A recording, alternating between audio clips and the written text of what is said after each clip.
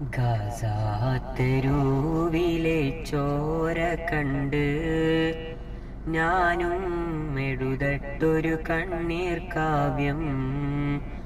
പിഞ്ചോമന മക്കളെ ചോരക്കായി ദാഹിച്ചലയുന്നൊരു ചെന്നായ്ക്കൂട്ടം. മരിച്ചത് ഞാനല്ല, നീയാണ് മുസ്ലിമേ.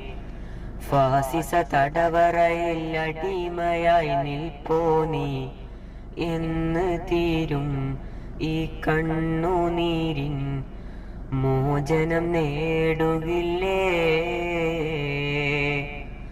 ഫലസ്തീൻ ചിരി എന്നത് കാണാക്കിനാവല്ല. അറബി പൊൻ വിളയുന്ന കാലം വരുന്നുണ്ട്.